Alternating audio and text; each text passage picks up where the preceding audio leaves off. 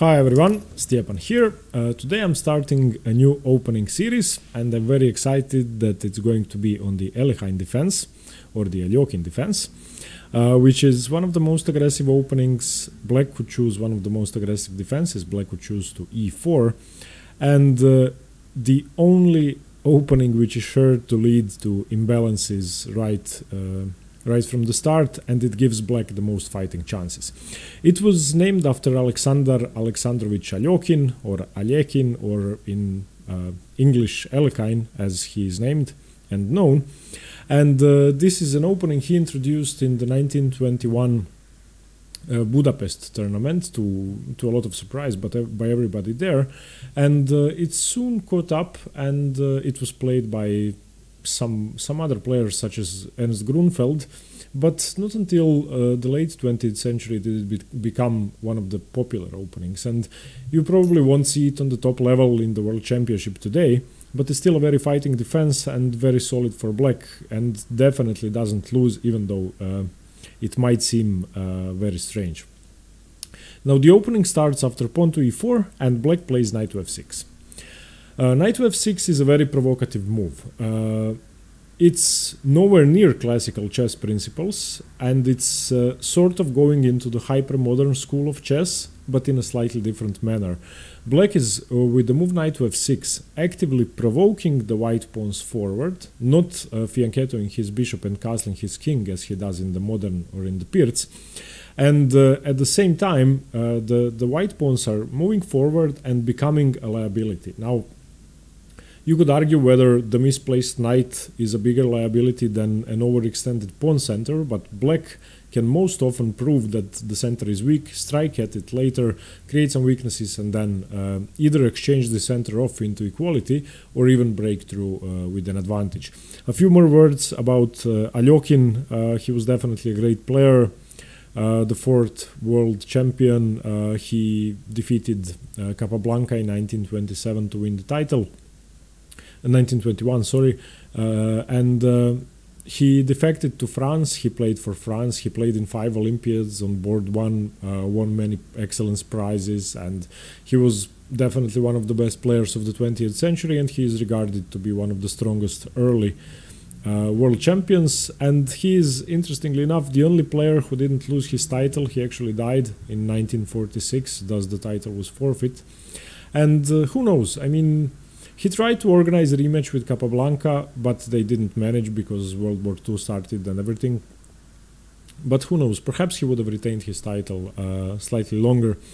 There's one more funny story about the Aljohin before I get into the video. Bobby Fischer played it, the first time he played it was in the 1965 Havana tournament, which he played over telex. He wasn't actually in Havana, he wasn't allowed by the American government. And he had the black pieces. His opponent said over telex he heard d4. He played knight to f6, and then his opponent played e5. And it turns out that his opponent played e4. Bobby Fischer just heard him wrong, and then Bobby Fischer got all upset. But then said okay and played the Aljohin and crushed the guy. So that's a very fun anecdote, I think. And usually, the Aljohin is one of the defenses which I will sometimes play in blitz chess, and I'm trying to study it well enough to play it in tournament games, because it's very hard to understand. The first thing you need to know is that it's quite possible to get out of theory by move 5 or move 6 and not be worse. So there are a lot of setups which black could choose which could get white off book. The second thing is that most players who play e4, including myself, are scared of the Aljohin, because when somebody plays knight to f6, you picture Aljohin in front of yourself, you picture a maniac who is very aggressive. I've played 2 games with white, 2 tournament games. You can find it in the Road to GM series, and I won both with 2 different setups, so I have a good score against it. But still, I'm not calm when I see knight to f6 being played on the board. So let's get into the opening. Obviously, the move knight to f6 is just begging for e5. We are going to go over 2 sidelines first. The first sideline I wanted to go over is knight to c3, which is after d5, called the Scandinavian variation of the Alekhine Defense. and e5 now, knight f to d7, d4, c5. Black is breaking white's newly formed center, and after f4, cd4, knight b5. It's sort of complicated. White has a slight edge, but I think that this isn't the most fighting way to play. Of course, white has more active pieces. Both the bishops are already open. White can play knight to f3. White will regain this pawn.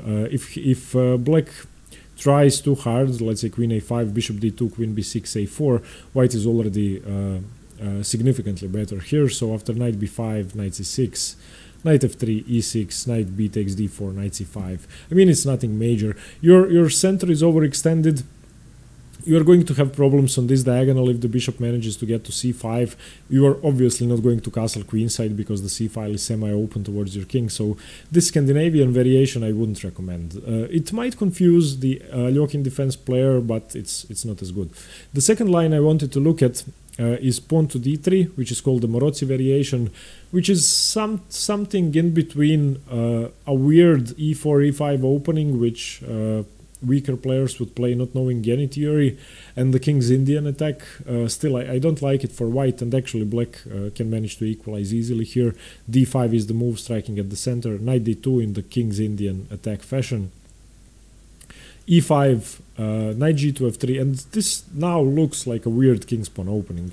Knight c6, bishop e2. This is actually called the Tyler opening now by transposition, and black is better. Black is minus 0.3.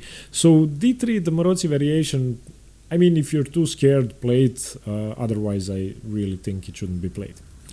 The main move, of course, pawn to e5. And on the right side of the screen, you can see the variations, which I'm going to cover.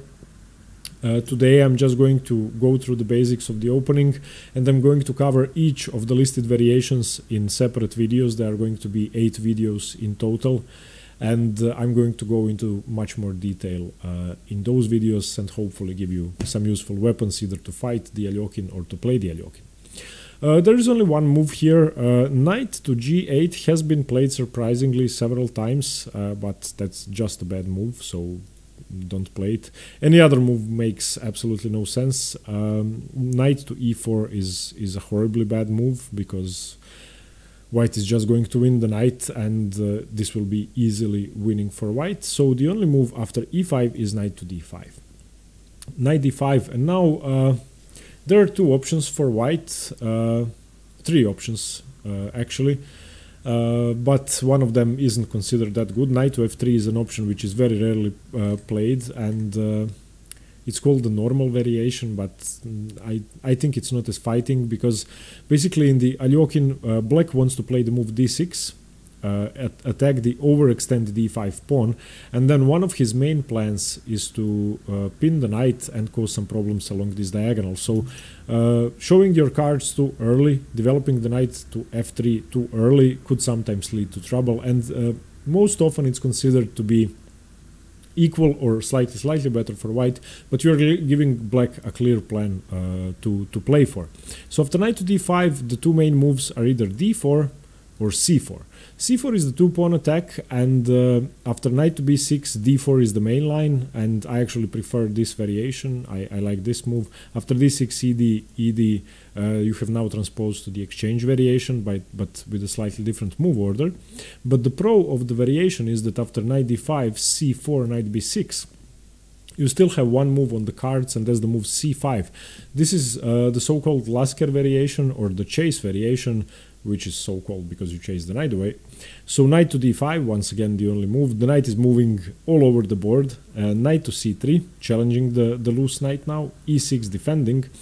Taking isn't that good. If you create this sort of structure, black is going to be fine. Black is going to undermine this with d6, and you aren't really going to have a center. You're at least going to have a liability on d4. So after e6, your move is d4. And now knight to c3 is the best move for black. bc3, b6, cb6, ab6, knight to f3.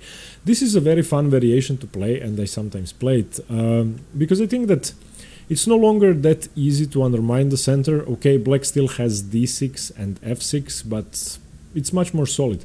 You have activated the black rook, but you also have a wonderful diagonal for your bishop, and as soon as one of these two moves is played, then e6 is going to become a weakness, and you're also quicker to castle, because it's not really clear where the bishop should develop. It's obviously going to e7, but it doesn't have that many squares. So okay, that's the move c4, and c4 is still considered a sideline after knight to d5. d4 is by far the most popular move, and this you are going to see in almost every Aljohin game.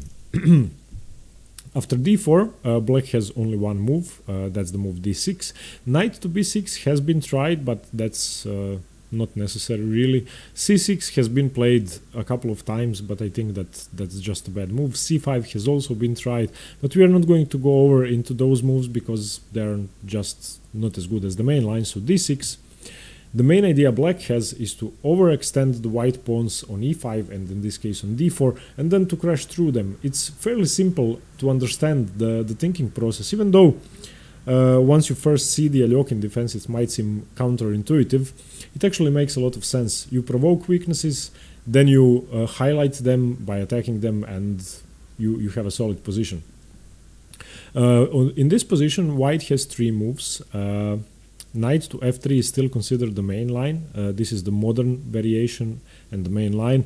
There are two moves here, either d-e5 and after d-e5 knight e5, or after knight to f3 bishop to g4. This is considered the main line. And now we can see the problem of developing the knight too early. You immediately allow a great square for the bishop. If you don't develop the knight to f3, then often black doesn't know what to do with the bishop. And you can watch my game. Next to last video in the road to GM, it's game 50. I played the Aljohin and I delayed the development of my knight for a long time, and my opponent actually played bishop to g4 without my knight being on f3. So yeah, I got something out of that and I won in 20 something moves. He was rated 2000 something. So bishop to g4 and d5 are the main moves in knight f3, the modern variation. Still, I wouldn't recommend this line because it gives black a clear plan of what to do with the bishop. The two other moves, one very aggressive move is the Borg variation or the Borg variation with bishop to c4. And now after knight to b6 you play bishop to b3 and you keep your bishop on this lovely diagonal. Of course, you are giving black the option to capture here and well, exchange the queens, but still you have a lead development. The main move here is d takes e5, and now the move is queen to h5, actually threatening mate so that you don't exchange the queens. And after queen to h5, e6 has to be played, and you can now recapture your pawn. Taking with the pawn is better than taking with the queen. So now you have two very active pieces. You have an attack which is slightly dubious, bringing out your queen too early, but you can punish black because he is playing a very aggressive hyper-modern game in which he is neglecting to develop or do anything sensible. Okay, and after d6, the main move is c4. c4 is, well, I think the best move, and objectively this is what you should play. You can transpose from the two pawns attack, as I said. The knight goes to b6, and now you have a big decision to make. These are the two most popular ways for whites to play, and even though knight to f3 is still the main line, called the main line, I think that these two moves are by far more popular among grandmasters, and they're the best ways to play. Here you can either go for the four pawns attack, which is the most aggressive way to fight the Aljohin, which might be the best approach since black is trying to be aggressive, so why shouldn't you be aggressive as well? Or you can go for the exchange variation, which might be the best. Okay, so the exchange variation is e takes d6, and here black can recapture with both pawns, surprisingly. The e pawn is slightly more common and slightly more safe, and the taking with the c pawn brings another pawn to the center and gives the option of e5 and some other ideas, and both are okay. After e takes, now as I said, you shouldn't really be developing your knight to f3, so this is not a popular move. If you develop your knight to f3, then black is simply going to play bishop to g4. Instead, you develop your knight to c3, and after bishop to e7, the bishop is preparing to get into f6. You develop your bishop to d3. And now the thing is that your knight is going to go to e2. which is going to be a lovely square for it without black being able to pin your knight. Knight c6 is the main move for black here, and now knight g to e2. Now if black ever plays bishop to g4, you can play f3.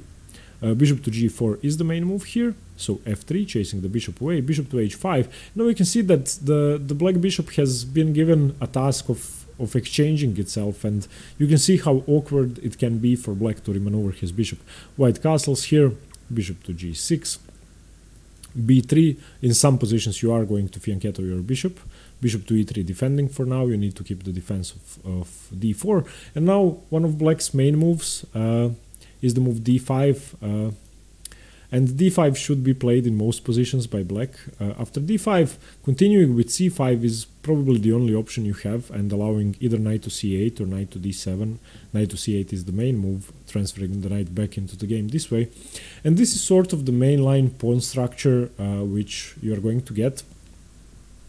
Once again, watch the Road to GM game 50, because I had this exact setup and I managed to outplay my opponent, so you can see how to play with this structure. And we are of course going to go into a lot of details when we are going to be covering the exchange variation, because that's the most important one, and we are going to have some example games as well. And the other move after knight to b6 is the move f4.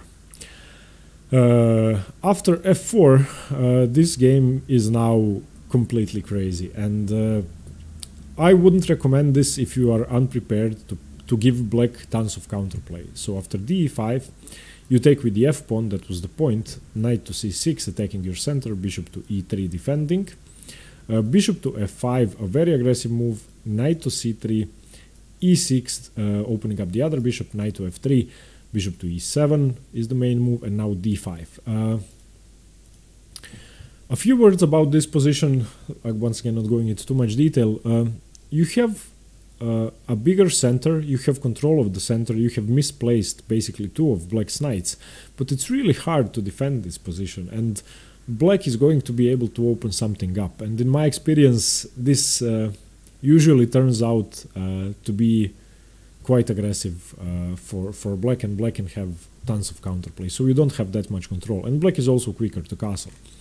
So okay, to wrap things up, after e4, the Alekhine defense with knight to f6, a provocative hyper-modern opening where black wants white to advance the pawn. After knight to d5, he's begging for more, so either c4 or d4, d6, c4, we are going to go over the main line, knight b6, and now after e d6, which is the main move, e d6, you have the makings of a hyper-modern opening, which is completely different to any other hyper-modern opening. And if you count the development is actually equal. Black has developed one piece, white hasn't yet, and white has two strong pawns controlling the center. But black has two bishops opened up, and black can drum up a lot of counterplay and a lot of attacking ideas. In the next 8 videos, I'm going to cover each of these variations in depth. I'm going to give you example games for each variation, and I'm going to give you sort of a summary of what your repertoire in the Aljohin or against the Aljohin should be if you are a positional player, a tactical player, or you just want to draw the game against a higher opponent or defeat a lower rated opponent. So I'm going to cover those 4 approaches, and hopefully I will give you some new weapons to fight with. Thank you very much. Please let me know what you think. I hope you're excited about the series. I am. And stay tuned for more chess. See you later. Bye bye.